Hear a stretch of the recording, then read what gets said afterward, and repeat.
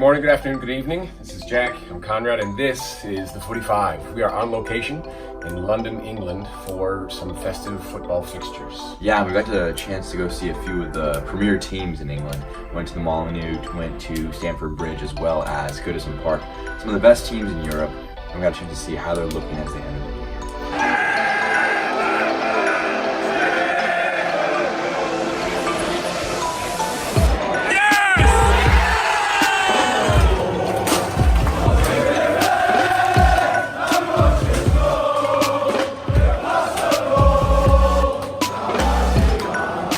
Liverpool Wolves, Friday night in Wolverhampton.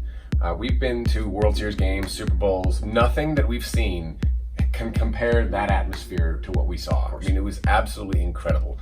And this is a Friday night in December for a football match. Exactly. And looking at the teams themselves, following the weekend fixtures, Liverpool found themselves 4 points clear at the top of the table. And especially if you look at them in that match, they didn't look particularly great. Not great. Didn't need to. But against Wolves, they managed to come away with the 3 points, which is a big deal for them. A lot of teams, City, Chelsea, have dropped points at the Molineux Stadium. Liverpool avoided that. And that showed to me is that Liverpool have the chance, because they can compete with anybody at the top. They've drawn against 3 of the top 6 teams, haven't lost at all this year. 18 matches unbeaten. 19 now, if they can win tomorrow against Newcastle. And you look at them, if they can just avoid those losses against the games they could slip up. The banana peel games. Exactly. Avoid those, they could potentially be title champions. It is not even 2019 yet, but they are very close. Of the teams that have been ahead on Christmas Day, the only 2 teams who haven't won it in the last 10 years have been Liverpool. They are their own worst enemy, and at this point, it's in their hands. And in 3 games' time, they play Man City away. That game could be as close to a title decider in January as they come.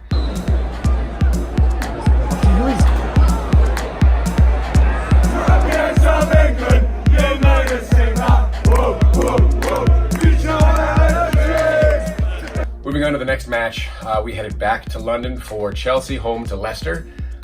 Very different environment. Stamford Bridge, fantastic stadium, very subdued crowd. And Chelsea kind of played to that same exact attitude. They just didn't look like they wanted the match at all. I think what I saw there was Molineux was obviously going to be more powerful and more emphatic because Friday night. They were playing Liverpool. Big difference. And versus Chelsea, you're in the middle of the day. You've got Leicester. It's an okay game. But what I saw was that they need a center forward. They started the game with Hazard as a false 9. Can't do that, I don't think. You got short wingers who can't bring the ball in. There's nobody to take the ball off the head. Hazard can create as good as anybody in the league. He's the best player in the league in my view, but he can't pass the ball and create for anybody if there's no one in the box for him to create to. If they can get a center forward like Gonzalo Higuain to try and replace Morata, that would be a huge positive for them. But Higuain's not necessarily a vertical target man, right? They tried to bring on Giroud late, wasn't enough. I mean, you saw what they tried to do, and then he had off the chest and the colossal miss as he tried to do a little too fancy. All he's got to do is drop it down to the ground and then take a shot. He tried to do a little bit too much there. But Leicester were perfectly happy to just sit back and absorb the pressure in that final third. A lot like their title winning season. Just take the pressure, put him on the counter. Great Vardy finish. They need him to be successful. He didn't look all that healthy, but he did what he needed to do when his name was called, and he got out there and he got the goal. Again, not the most electrifying match, but again, it was a surprise on the day between Chelsea losing and City losing and Liverpool winning the night before. I mean, that's a crazy result for Liverpool. I don't think if you're a Liverpool supporter, you saw that one coming for sure. Definitely not. And that sets them into a perfect position going into these final 2 matches of 2018.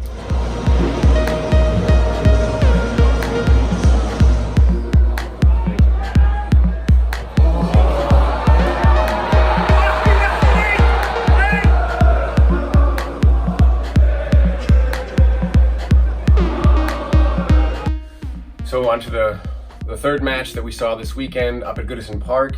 Everton home to Spurs. Just utterly dominant. They are very good. We've seen that for several years now. Issue is they need to be consistent enough over the season to turn their pressure that they put on other teams in the table into actual winning trophies. But the depth, and in this game specifically, the lack of pace in Everton's midfield cost them. You saw that Eriksen was able to drop deep, pick up the ball, and just bring it forward. Son, Ali, Kane, I mean, that's lethal. And whenever your defense is as unorganized That front as it is, four is unbelievable. if they can get Pochettino to get that finishing touch on this squad, they are 2 points behind City, 6 behind Liverpool. They're not out of the They're title absolutely picture. not out of it. They win a couple of those crucial games. They lost to Liverpool. I believe they lost to City as well. If they can take those losses and turn them into victories or draws, get more points back in those areas, they're not too far off. They're definitely a dark horse for the rest of the year because City and Liverpool are considered the 2 favorites for the title, and respectfully so, the defending champions and current league leaders. You cannot count Man City out. Obviously, you got to give them all credit in the work for what they did last year, over 100 points, or scored 100 points. But one thing that seeing these matches live has shown me is you're not watching what the TV is showing you, which is what we're watching in the United States when we watch these matches. It's like watching the All-22 in an American football game, where you can see what's happening outside of the ball. And Spurs are so good off the ball. I don't know if it's in the half spaces or whatever you want to call it, but whenever they needed to make a pass, somebody was there where Everton was not, consistently throughout the match, and it was unbelievable. I don't know if that's down to Pochettino, if that's just the way those players have a great chemistry, because they haven't had a lot of turnover in that team. Exactly. It was also a huge deal of Marco Silva and Everton were not that organized at the back. I mean, you saw their midfield. Pace in midfield, as you said. Tom Davies and Gay was not able to play in that game. Right. Huge loss for them because he really does bring that pace in the midfield. He would have been a big difference maker and maybe could have limited it from being a 6-2 blowout at home. I mean, you saw an exodus of fans leave after that sixth goal. Well, even the 5th goal, people were leaving. Everton were hard done by in the first half by the referee. They should have been up 2-0, I believe. And that would have been, you think about it, they go from 2-0 leading after Dominic Calvert-Lewin has a header disallowed because he pushed a player. Very, very suspect call right there. And then just a few minutes later, it's 1-1. That doesn't happen. You're in a much totally different game. Totally different game.